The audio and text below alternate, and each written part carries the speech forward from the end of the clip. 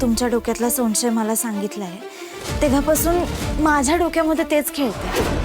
आणि आपल्याला जर ह्याचं खरं खोटं करायचं असेल ना तर माझ्याकडे एक मार्ग आहे। बंगल्यावरती नोकर हवेत। तसंही वस्तीतलं कोणी तिथे जायला तयारच नाही। मला असं विचारायचं होतं की आपण नोकर म्हणून बंगल्यावर जायचं का? काय?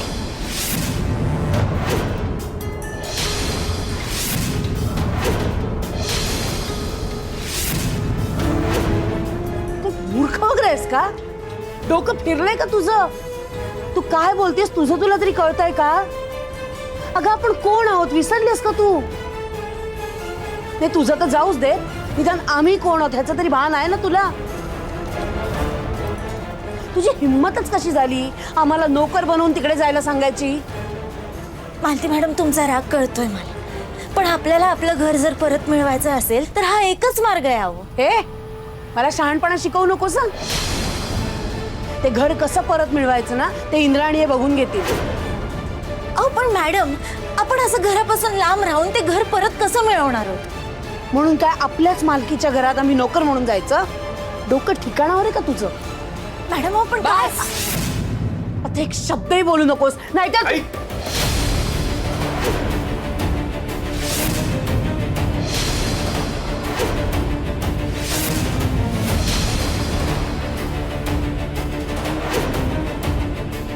आई काय करतेस तू?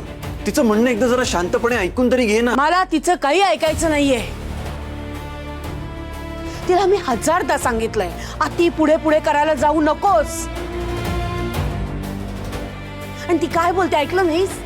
अच्छा दादासाहेबांच्या ताटाखालचं मांजर बनायला सांगते आपल्याला। असं तुम्हाला वाटतंय? तुम्ही तिच्यावरती हात उचलायला नको होतात। हो उचलला मी हात, कारण तिची तीच लायकी आहे। आता मी फक्त हात उचलून गप्पा बसणार नाहीये, मला ही रोजची कटकटच नकोय। चल आई काय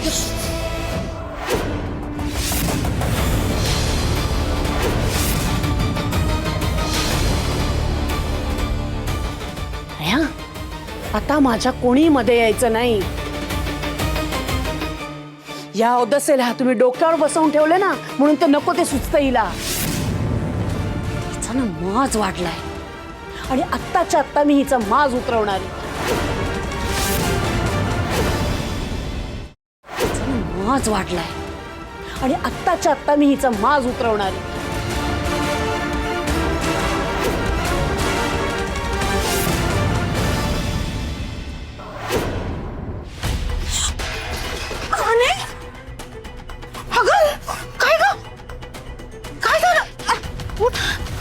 शिकव आता, शिकव इथे तुझ्या आई बापाला तुला काय शिकवायचंय ते।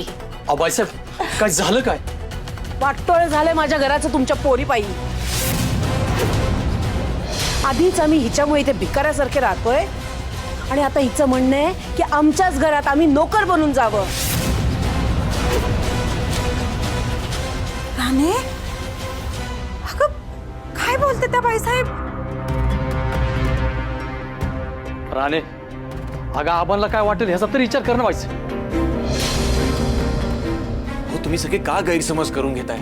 राणी हे कुठल्या हेतूने बोलते ते तरी समजून घ्या ना। हो पण इंद्रजित साहेब, जिथं तुमची रोज लाज काढली जाईल, जिथं तुमचा रोज अपमान केला जाईल, अशा जागेवर खरं तर तुम्ही जायलाच नाही पाहिजे। राणी कुठे चुकत असेल ना तर तुम्ही तिला पाठीशी घालू नका। हो आबासाहेबांचा मान सन्मान ही लई मोठी गोष्ट आहे आमच्यासाठी। मला तर वाटतंय ना हीच त्या दादासाहेबांना आणि विक्रांतला सामील असणार आहे। आम्हाला त्रास व्हावा, इथे वस्तीत राहायला लागावं म्हणून तूच तर त्यांना हाताशी घेऊन आम्हाला घराबाहेर काढलं नाहीस ना? आई काय बोलतेस तू? बाईसाहेब माझ्या राणीच्या मनात सुद्धा असं काही यायचं नाही। ओ तुम्ही मला सांगू नका हिच्या मनात काय आणि काय नाही। चांगलीच ओळखते मी हिला आणि तुम्हाला सगळ्यांना। पुन्हाच ठाऊक तुमचं एखादं नवीन ऑपरेशन असायचं त्यासाठी हिला माझ्या लेकाकडनं पैसे उकळायचे असतील आणि म्हणूनच ही आम्हाला त्यांच्या पायाशी जायला सांगत असेल. माझा ना आता तुम्हा कोणावरच विश्वास उरलेला नाहीये. कशावरून? तुम्हा सगळ्यांचा मिळून केलेला प्लॅन नसेला. मालती मॅडम बास.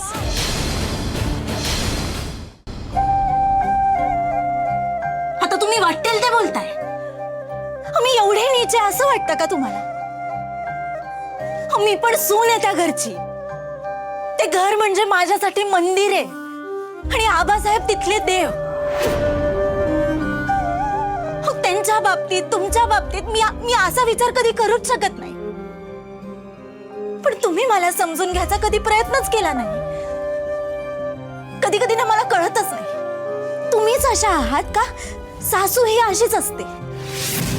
हो आम्ही तुमच्या घरात येतो ते तुम्हाला लुबाडायला तुमची जागा घ्यायला नाही येतो. तुमच्या मनात आम्ही जागा करायला येतो. लग्नाआधी तुम्ही आमच्या आईवडिलांना काय सांगता की आम्ही सून नाही मुलगी घेऊन चाललो. पण कधीतरी तिला मुलगी म्हणून वागवता का? बरं ठीक आहे चला नका वागवू मुलगी म्हणून. नसेल समज सासूला आई व्हायला पण हो मैत्रीण म्हणून तर वागू शकता ना. नाहीतर किमान माणूस म्हणून. हो आम्ही सुद्धा तुमच्यासारखी हाडामासाची बाईच आहोत ना. पण घरातली एक बाईच दुसऱ्या बाईला जर त्रास देत असेल तर ते घर ती नाती कशी काय टिकतील? आणि सासू म्हणून फक्त तुम्हीच चुकताय असं नाही. हा आई बाप म्हणून यांचं सुद्धा चुकतं.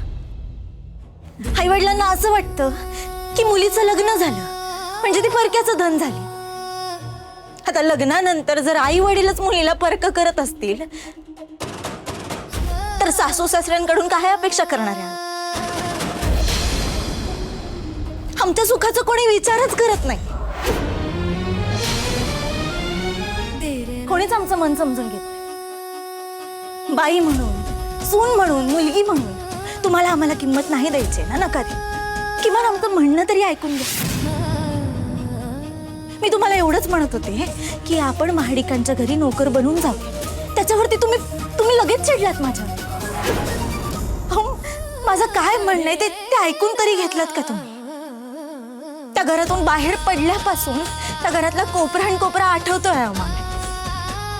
कारण एक बाईच असते जी त्या घरात सगळीकडे वावरते, त्याला जपते, त्याला घर पण आणते. मी सुद्धा ते घर तिथली प्रत्येक गोष्ट आपलीशी केली. हो आपलीशी वाटणारी माणसं वस्तू ती वास्तू याच्यासाठी काहीतरी वाटतच ना. ती आठवतेच ना. मला फक्त एवढंच वाटतं की जी वास्तू आपली आहे ना ती अशी सहजासहजी कोणाच्याही हातात जाऊ नये एवढंच. आणि त्याचसाठी मी हा सगळा प्रयत्न करते. आई आता तरी राणीचं म्हणणं नीट समजून घे. राणीची या सगळ्यात काही चूक नाहीये काय. खरं तर मूर्खपणा मीच केलाय. पेपर्स न चेक करता 3-4 साईन करून टाकले मी. नाही सर हे बघा चूक तुमची नाहीये. विक्रांत सरांनी गडबडीत तुमच्याकडून त्या सह्या घेतल्या. गडबडीत एखादी साईन होती राणी. 3-4 साईन केल्या मी. एकदा सुद्धा मला असं वाटलं नाही की मी पेपर्स चेक करावे. काय म्हणालात सर तुम्ही? किती सह्या केल्या?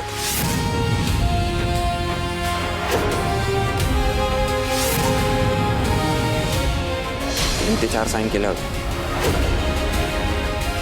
अहो सर पण त्या दिवशी तर मी जेव्हा बंगल्याबाहेर पेपर्स चेक केले तेव्हा त्यात तुमच्या किमान 7-8 सह्या होत्या. काय हो म्हणजे? म्हणजे विक्रमनं तुझ्या खोट्या सह्या केल्यात आणि हे सगळं त्याने प्लॅनिंगने केलंय.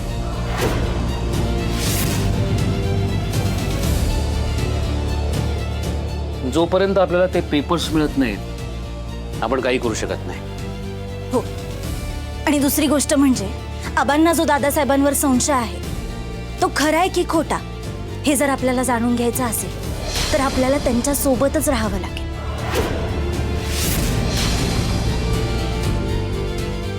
त्याशिवाय आपल्याकडे दुसरा कुठलाही पर्याय नाही. आणि त्यासाठी आपल्याला त्या घरात जाणं गरजेचं आहे. आता नोकर म्हणून त्या घरात जाण्याशिवाय आपल्याकडे दुसरा कुठलाच मार्ग नाही. आणि मालती मॅडम, तुम्ही आणि आबासाहेबांनी त्या घरात जाऊन काम करावं, नोकर म्हणून राहावं असं मला अजिबात वाटत नाही. मी सगळी कामं स्वतः करेन, पण आता आपल्याला त्या घरात जाणं जास्त गरजेचं आहे.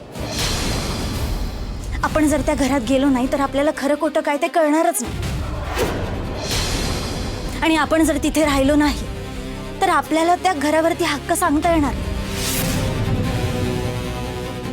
आणि विक्रांत सरांनी ती प्रॉपर्टी कशी मिळवली हे सुद्धा आपल्याला कळणार. आपल्याला त्या घरात राहूनच त्या प्रॉपर्टीचे पेपर्स मिळवावे लागतील. काय राणीचं म्हणणं मला तरी पटतंय. आता तूच काय तो निर्णय घे.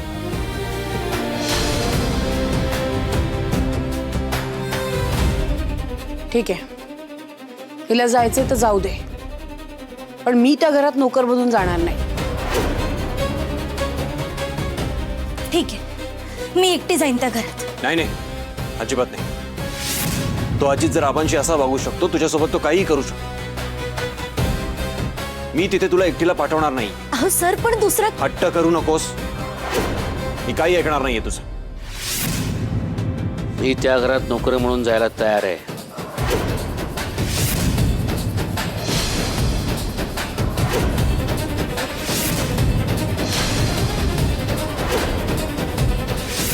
काय बोलताय तुम्ही हे?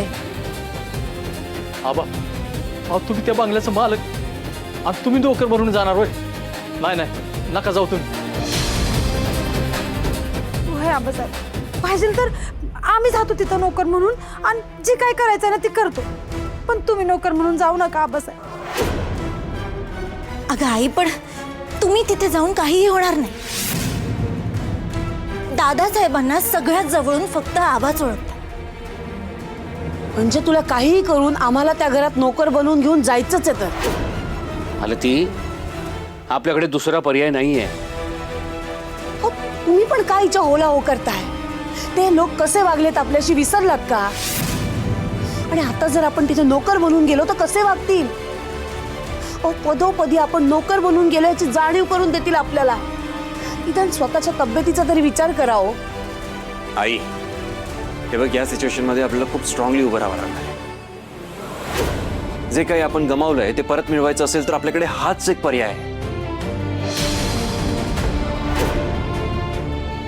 ठीक आहे, तुझ्या हट्टाखातर मी तिकडे जायला तयार आहे,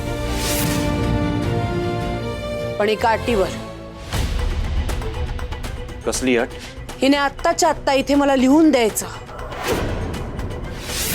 की ज्यासाठी आपण त्या घरात चाललोय ते जर झालं नाही, हिचा प्लॅन फसला, आपल्या हाताला काहीच लागलं नाही, तर या राणीचा आणि महाडिक घराचा संबंध कायमचा संपेल.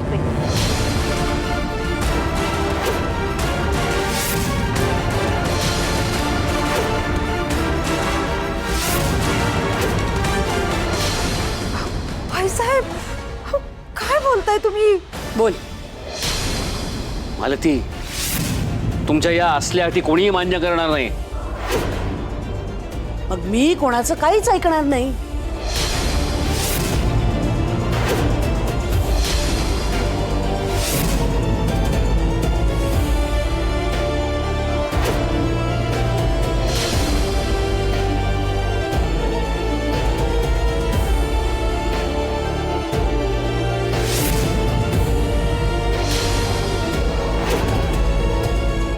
राणी, हे काय करतेस तू? आणि हे करायची काही गरज नाहीये. अगं ऐक माझं राणी.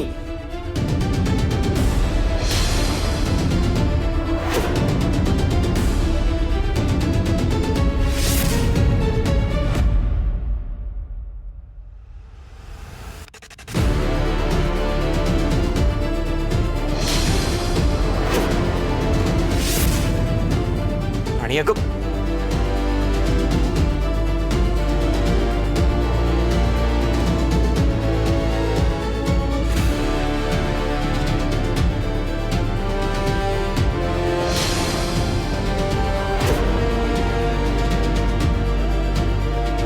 मला तुमची अट मान्य आहे.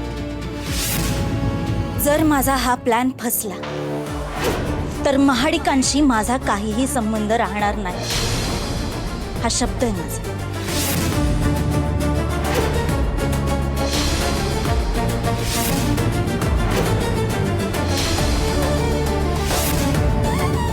आणि मी जे बोलते ते करून दाखव.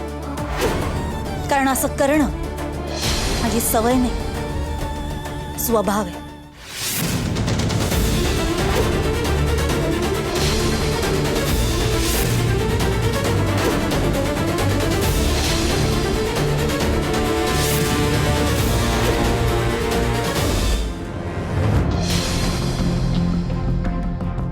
पाण्याची बाटली भरून द्या.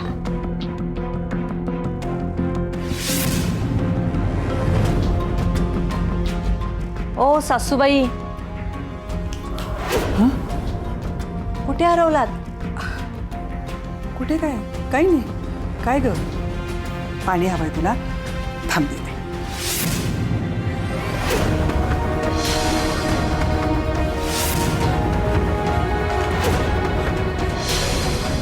तुम्ही किती नाही म्हणालात ना तरी तुम्ही विचार करता हे मला माहिती आहे. पण विचार करून काय उपयोग आहे? ॲक्शन घ्यावी लागते आणि ते तर तुम्हाला कधीच जमलं नाही. आता तुमचा नवरा तुम्हाला राबवतोय आणि याआधी त्या मालतीनं तुम्हाला राबवलं आणि तुम्ही काय केलं? हा सगळा अपमान सहन केलात. आठवतंय ना?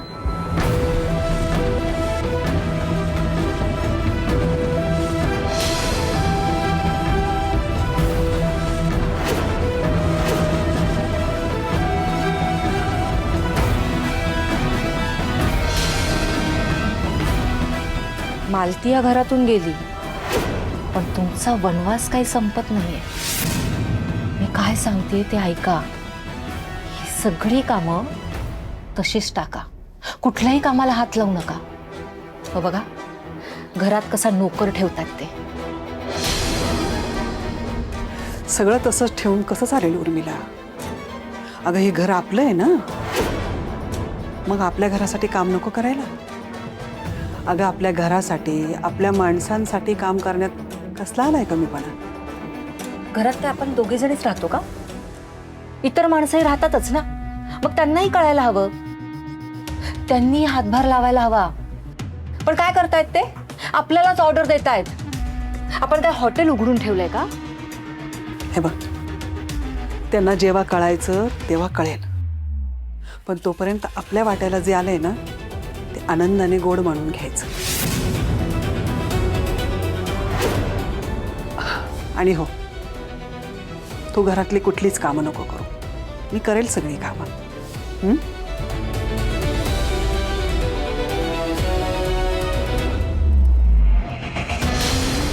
हिला घरातल्या कामांशिवाय दुसरं काही येतच नाही. करत बस कामं. मला काय?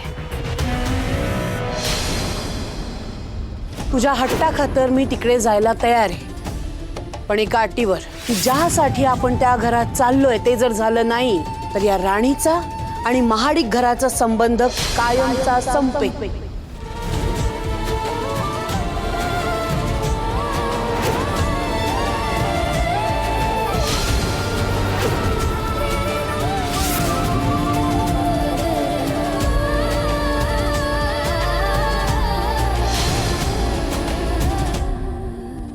आणि मॅडम, काय झालं?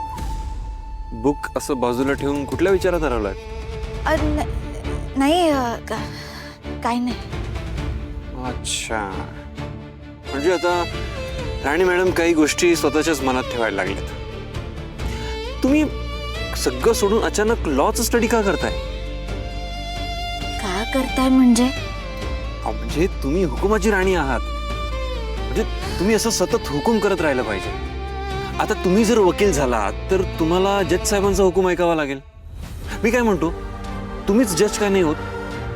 सर, ते होणं काही खूप सोपं आहे का? हुकुमाच्या राणीसाठी काय अशक्य आहे? हो ना राणी? हां. Are you all right? हो सर. अहो आता सगळेच त्या घरात जायला तयार झालेत, त्यामुळं खुश आहे मी.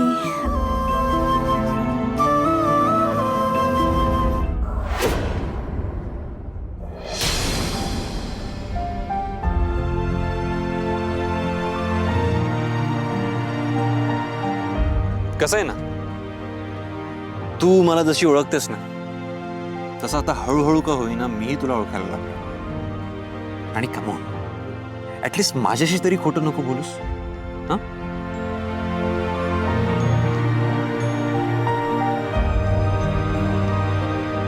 तुला काय गरज होती आईची अट मान्य करायची? तू का केलंस असं? आपल्या घरासाठी. अगं पण त्यासाठी एवढं मोठं सॅक्रिफाईस? हो, कारण ते घर माझं आहे सर. खूप काही दिलंय त्या घराने, कितीतरी आठवणी दिल्या. तुमच्या बरोबरचं आयुष्यभराचं घट्ट नातं जोडलंय मी त्या घरात.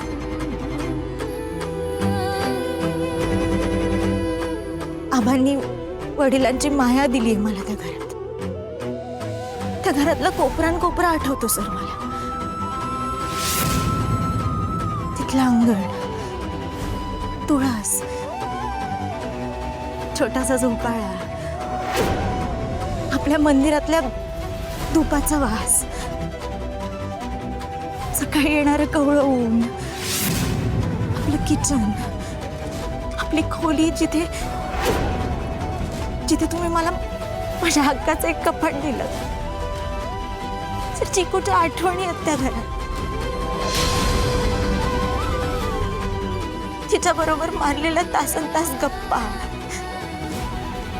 अजितदादांचं माझ्या मागे वहिनी आज काय बनवलंय, खूप भूक लागलीये, खरंच फिरणं, रत्नाकाकींनी शिकवलेल्या छोट्या छोट्या गोष्टीत त्यांनी लावलेली आईची माया, सगळं आठवतंय सर.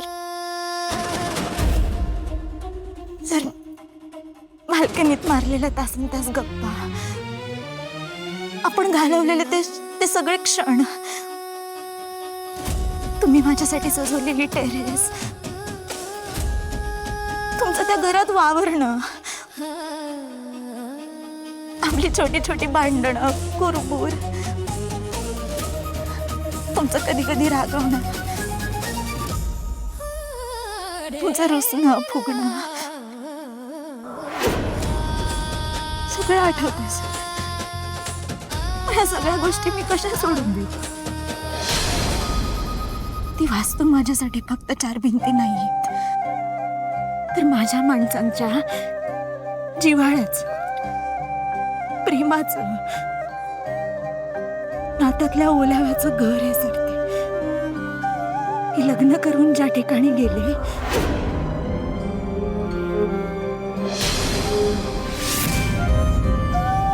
ते घर आहे सर ते.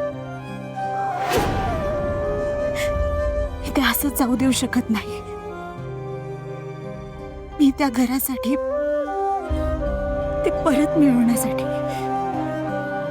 काही करू शकते.